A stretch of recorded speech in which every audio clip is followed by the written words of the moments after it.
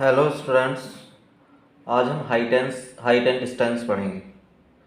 बहुत ही आसान है और अगर एक बार सारी वीडियो देख ली तो सारे कंसेप्ट क्लियर हो जाएंगे।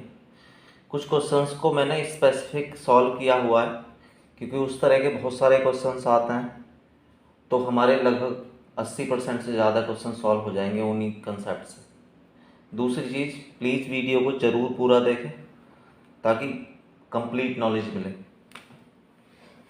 सबसे पहले हमें ये पता होना चाहिए कि एंगल ऑफ एलिवेशन और एंगल ऑफ डिप्रेशन क्या होता है। देखो, अगर सपोज करो हम जहाँ से देख रहे हैं वो आई है, तो आई से हमेशा एक सीधी लाइन खींचे, ये वाली हॉरिजॉन्टल। मतलब जैसे अर्थ है, अर्थ के पैरेलल लाइन जरूर खींचे। जहाँ से भी कोई पर्सन देख रहा होता है इसे लाइन ऑफ साइट बोलते हैं। अगर इससे कोई चीज़ ऊपर को देखी जाती है, मतलब कोई ऊपर है, तो उसे एंगल ऑफ एलिवेशन बोलेंगे। ऑफ एलिवेशन, हॉरिजॉन्टल लाइन मतलब जहाँ से भी कोई देख रहा है उसके हॉरिजॉन्टल लाइन खींचनी है उससे सीधी, अर्थ के पैरेलल। आगे यहाँ पर एंगल ऑफ एलिवेशन इससे ऊपर होगा, इस वाली लाइन से, हॉरिजॉन्टल लाइन से। और एंगल ऑफ डिप्रेशन वो इससे नीचे होगा। अगर कोई चीज़ नीचे देखता है तो इसे एंगल ऑफ डिप्रेशन बोलते हैं। हाँ, तो यहाँ से एक चीज़ क्लियर हो जाती है, एंगल ऑफ एलिवेशन ऊपर हॉरिजॉन्टल लाइन से और एंगल ऑफ डिप्रेशन वो नीचे। अब आगे जैसे सपोज करें नीचे एक, यहाँ पर कोई पर्सन है और यहाँ पर ऊपर है दूसरा वाला, ए यहाँ पर है, जैसे बी यहाँ पर। जैसे एक एग्जांपल होता है, एक लोमड़ी नीचे है और एक वो ऊपर बैठा हुआ है। तो मैं इससे समझने के लिए एक चीज़ पता होनी चाहिए, जब कोई दो पैरेलल लाइंस को कोई लाइन कट करती है तो ये अल्टरनेट एंगल इक्वल होते हैं। जितना एंगल ये होगा, अगर ये 30 है तो ये वाला एंगल भी 30 होगा। तो ये वाला कंसेप्ट हमें पता होना चाहिए, 9th क्लास का है। दूसरा, हम दोबारा इसी पे आते हैं। जैसे सपोज करो अगर मैं इसे ऊपर को देखता हूँ यहाँ पर, तो इसे देखने के लिए पहले मैं हॉरिजॉन्टल लाइन खींचूंगा, जैसे मैंने अभी खींची। तो यहाँ से जब मैं इस तरह से एक लाइन खींचूंगा, यहाँ कोई पर्सन है, यहाँ से हॉरिजॉन्टल लाइन जो होगी वो अर्थ के पैरेलल होगी। अब यहाँ से जब मैं इसे देखूंगा इस तरह से, यहाँ पर, तो ये इस हॉरिजॉन्टल लाइन से इससे ऊपर होगा, तो इसे वो एंगल ऑफ एलिवेशन कहेंगे। सपोज करो ये अल्फा है, एंगल ले लिया कोई, और यहाँ अगर ये बी देखेगा नीचे को, तो बी अगर देख रहा है तो यहाँ से सबसे पहले एक हॉरिजॉन्टल लाइन उसी तरह से सीधी खींचेंगे, यहाँ से इस डायरेक्शन में, इस तरह से। तो ये हॉरिजॉन्टल लाइन हमने खींची। अब यहाँ से मैं इस वाले को, अगर ये ए को देखना है बी को, बी अगर ए को देखे तो नीचे को देखेगा ना यहाँ से, तो इसे एंगल ऑफ डिप्रेशन कहेंगे। तो इसे एंगल ऑफ डिप्रेशन, इसे angle of elevation. E for elevation को शो कर सकते हैं angle E, D for depression को शो कर सकते हैं। अब यहाँ पर देखें, ये वाली लाइन और ये वाली लाइन पैरेलल है जैसे ये थी, और ये वाली लाइन कट कर दी है। तो इस वाली फिगर से एंगल ऑफ एलिवेशन जो आ जाता है वो एंगल ऑफ डिप्रेशन के इक्वल आ जाता है, इधर का एंगल इसके बराबर। तो हमें ये पता होना चाहिए, अगर सपोज करो एक पॉइंट से हम दूसरे पॉइंट को देख रहे हैं, ए पॉइंट से बी को देख रहे हैं, इससे एंगल ऑफ एलिवेशन ई है और बी से देखने पर एंगल ऑफ डिप्रेशन डी है ए को, तो दोनों आपस में बराबर होते हैं। आगे जो ट्रिग्नोमेट्री की हाइट एंड डिस्टेंस वाली प्रॉब्लम है वो दो तरह की होती है, हम दो पार्ट्स में डिवाइड कर सकते हैं। जैसे सपोज करो, एक तो वन ट्राइंगल प्रॉब्लम,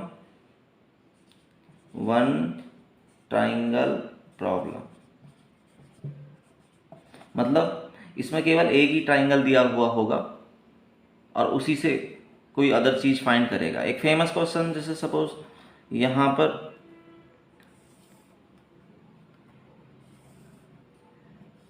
ये एक सीढ़ी यहाँ पर खड़ी हुई है,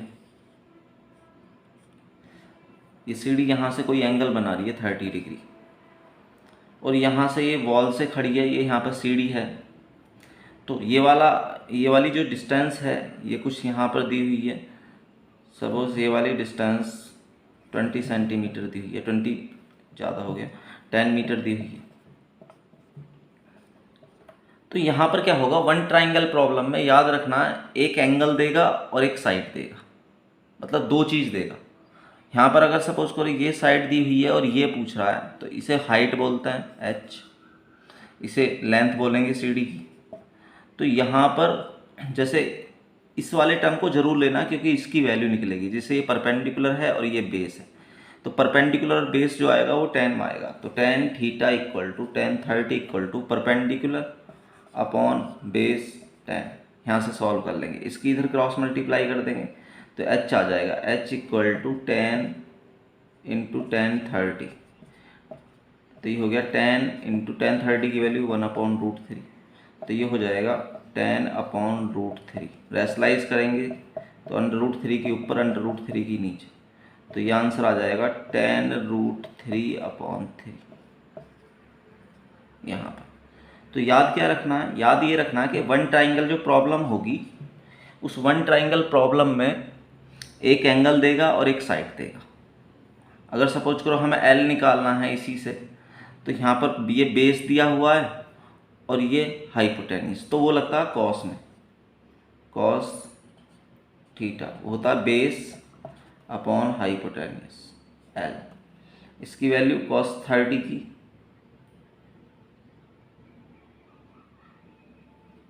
cos 30 की अगर हमें वैल्यू निकालनी है तो यहाँ पर वो होती है √3/2 इक्वल टू 10/L।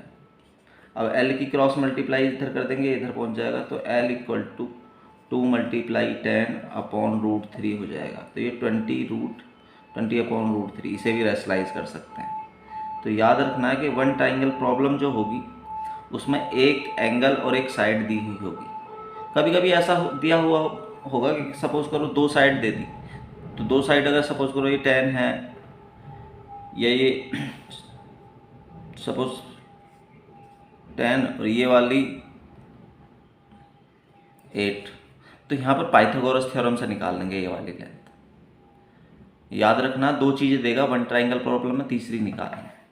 आगे टू ट्राइंगल प्रॉब्लम, सबसे ज़्यादा जो ट्रिग्नोमेट्री के क्वेश्चन आते हैं वो टू ट्राइंगल प्रॉब्लम आते हैं। टू ट्राइंगल प्रॉब्लम, इसमें क्या होगा, दो ट्राइंगल दिए होंगे, उनके दो एंगल दिए हुए होंगे और एक वैल्यू, मतलब टू ट्राइंगल दिए होंगे। जैसे सपोज करें यहाँ पर ये इस तरह से एक ट्राइंगल ये और एक ट्राइंगल ये, दो ट्राइंगल दिए हुए हैं ये वाले, और यहाँ पर या तो ये वाली साइड देगा तो ये हाइट पूछेगा, और ये हाइट देगा तो ये साइड पूछेगा। तो यहाँ पर ये एंगल सपोज करो ये वाला अगर अल्फा है और ये वाला एंगल बीटा, मतलब एंगल को कुछ भी दे सकता है वहाँ पर, लेकिन ये पता होना चाहिए कि कौन सा स्मॉलर है और कौन सा ग्रेटर है। तो यहाँ पर अगर हम देखें, जैसे सपोज करो ये बीटा, तो ये अल्फा भी हो सकता है, ये वो हो सकता है बीटा, मतलब इंटरचेंज कुछ भी हो सकते हैं। तो यहाँ पर याद रखना है कि जैसे हम क्वेश्चन को सॉल्व करेंगे तो उसमें हमें दो ट्राइंगल प्रॉब्लम का पता होना चाहिए। सपोज ये वाला अल्फा, ये वाला बीटा, अगर मैं इसका डायरेक्ट फॉर्मूला याद कर लूँ तो हमारी ये प्रॉब्लम बहुत आसान हो जाती है। डायरेक्ट मैंने याद किया हुआ है, H equal to A tan alpha into tan beta upon tan alpha minus tan beta. इसके यहाँ पर कोई भी वो वैल्यू देता तो इसका आंसर आ जाता है। इस वाले क्वेश्चन को सॉल्व करके, मतलब इस वाले क्वेश्चन को अगर इस तरह से सॉल्व करना है, बहुत सारे क्वेश्चन मिल जाएंगे। मोस्टली क्वेश्चन इसी तरह के होते हैं, एक और तरह के होता है, उन्हें मैं भी बता दूंगा। अब क्वेश्चन करना कैसे, ये वाली वैल्यू डायरेक्ट याद करनी है। दूसरा, जैसे सपोज ये x मान लिया हमने, तो इसमें दो ट्राइंगल हैं, एक ये वाला राइट एंगल ट्राइंगल और एक ये वाला। तो पहले छोटे वाले ट्राइंगल में tan alpha equal to perpendicular upon base x वाला फॉर्मूला लगाएंगे। यहाँ से x की वैल्यू निकालेंगे तो क्रॉस मल्टीप्लाई कर देंगे, x equal to h upon tan alpha. अब tan बीटा निकालेंगे, tan beta equal to tan theta होता है परपेंडिकुलर अपॉन बेस, तो यहाँ से यहाँ तक का पूरा एंगल लेंगे तो ये h upon x plus a या a प्लस x हो जाएगा। इसकी क्रॉस मल्टीप्लाई करेंगे यहाँ पर 1 लिखकर, इसकी इधर a plus x equal to h upon tan beta. अब इस x में यहाँ से वैल्यू जब यहाँ पुट करेंगे तो सॉल्व करके आंसर आ जाएगा। मोस्टली इस टाइप के क्वेश्चन ऐसे ही सॉल्व होंगे। तो ये पता होना चाहिए कि इसका जो फॉर्मूला होता है अभी जैसे मैंने बताया वो सॉल्व करके आता है h equal to a tan alpha into tan beta upon tan alpha minus tan beta. यहाँ से ये याद रखते हैं कि यहाँ पर एंगल अल्फ़ा बड़ा है, ये छोटा है, तो बड़े में से छोटे वाले को सब्ट्रैक्ट करेंगे। अगर ए पूछ रहा हो तो यहाँ पर उल्टा कर देंगे इसका। एक इसी तरह का मोस्ट कॉमन क्वेश्चन होता है, बस ये जैसे नीचे था तो वहाँ पर ऊपर हो जाएगा, यहाँ पर इस तरह से। ये जैसे सपोज करो कोई बिल्डिंग है, उसके ऊपर टावर खड़ा हुआ है या कोई पैडेस्टल है, उसके ऊपर कोई स्टैचू है, तो ये वाली हाइट अगर स्मॉल h है यहाँ, और ये वाली जो है ये कुछ और दे दे, जैसे सपोज करो हमने लेट कर लिया कि x दे दे या a दे दे, a ये दिया हुआ है, इसकी हाइट अगर हम कैपिटल H मान लें तो इस तरह के क्वेश्चन में क्या होगा, ये दिया हुआ होगा तो ये पूछेगा, स्मॉल h दिया होगा तो स्मॉल a पूछेगा, स्मॉल a दिया है तो h पूछेगा। उसी तरह से टू ट्राइंगल प्रॉब्लम है तो इसी तरह से सॉल्व करेंगे। तो यहाँ पर फिर उसी तरह से फॉर्मूला लगाएंगे। ये वाला अगर सपोज करो छोटा वाला एंगल अल्फा है और बड़ा वाला एंगल बीटा, तो क्या करेंगे, tan alpha equal to perpendicular tan theta equal to perpendicular h upon a।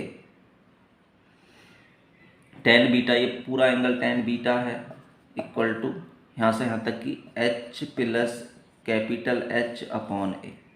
इसकी इधर मल्टीप्लाई कर देंगे। अगर हम यहाँ से देखें जब एक ही इधर मल्टीप्लाई करेंगे तो h equal to a tan alpha आ जाएगा। इसकी इधर मल्टीप्लाई करेंगे तो h plus capital H equal to यहाँ पर जो आएगा ये ए टेन बीटा आ जाएगा। तो यहाँ से अगर ये कैपिटल H वाली मैं वैल्यू यहाँ पर पुट कर दूँ ये, तो यहाँ से सॉल्व करके तुम्हारा आंसर आ जाएगा। तो वो आंसर जो आएगा वो आएगा h equal to a tan beta minus tan alpha. तो इस तरह से हमारी प्रॉब्लम मोस्टली सॉल्व हो जाती हैं इन दोनों क्वेश्चन से। एक और क्वेश्चन देख लेते हैं इसी तरह का। याद रखना है कि अगर सपोज करो एक इस तरह से दिया हुआ है, यहाँ पर ये कोई बिल्डिंग है और ये कोई टावर है या कोई माउंटेन है, तो यहाँ से अगर एंगल ऑफ एलिवेशन देखते हैं ये वाला, ये एंगल जो दिया हुआ है ये अल्फ़ा दिया हुआ है और ये एंगल ऑफ एलिवेशन इसी का ये बीटा दिया हुआ है, यहाँ से एक परपेंडिकुलर ये बीटा, ये स्मॉल h दिया हुआ है तो ये कैपिटल H पूछेगा। उसी तरह से क्वेश्चन को सॉल्व करना है, इसे हम एक्सेलेट कर लेंगे। यहाँ पर जब एक्सेलेट करेंगे तो आगे क्वेश्चन को सॉल्व करने के लिए जैसे सपोज इस छोटे वाले ये कैपिटल H है, यहाँ से यहाँ तक की स्मॉल h है, तो ये capital H minus small h हो जाएगी। अब छोटे वाले में टेन अल्फा लगाएंगे, tan alpha equal to perpendicular यहाँ से यहाँ तक का capital H upon base x। यहाँ से x की वैल्यू निकालेंगे तो क्रॉस मल्टीप्लाई कर लेंगे, x equal to h upon tan alpha. आगे इस वाले ट्राइंगल में tan beta equal to perpendicular यहाँ से h minus small h upon x, ये हो जाएगा। यहाँ से x की वैल्यू निकालेंगे तो इसकी cross multiply h minus small h upon tan beta. अब x की वैल्यू यहाँ से निकाल के यहाँ रख देंगे तो हमारा आंसर आ जाएगा। तो सॉल्व करके जो आंसर आएगा वो आएगा h इक्वल टू ये वाला, ये कैपिटल H हम फाइंड कर रहे हैं, ये स्मॉल h है ये वाला, तो h into tan alpha upon tan alpha minus tan beta. इस फॉर्मूले से हम चेक कर सकते हैं आंसर्स, और अगर कोई कंपटीशन दे रहे हो तो वहाँ पे डायरेक्ट फॉर्मूला याद कर सकते हैं। और बीच में मैंने मेथड्स बता दिए हैं, इन्हें सॉल्व कैसे करते हैं। बस एक लास्ट क्वेश्चन इसी तरह का है इन्हीं में से। सपोज ये एंगल A है और ये वाला एंगल B है, और दोनों एंगल का सम ए प्लस बी अगर 90 है और ये हाइट पूछ रहा है, ये वाली साइड यहाँ से यहाँ तक की ए दी हुई है और ये वाली बी दी हुई है, तो ये हमें h निकालनी है। तो याद रखना h equal to under root a b होगी, इन दोनों की मल्टीप्लाई। ये यहाँ से यहाँ तक है a और ये यहाँ से यहाँ तक है। तो हमारी मोस्टली हाइट एंड डिस्टेंस की प्रॉब्लम क्लियर हो जाती हैं अगर हम फॉर्मूला याद कर लेते हैं और मेथड याद कर लेते हैं कि किस तरह से ये क्वेश्चन सॉल्व होगा। ओके।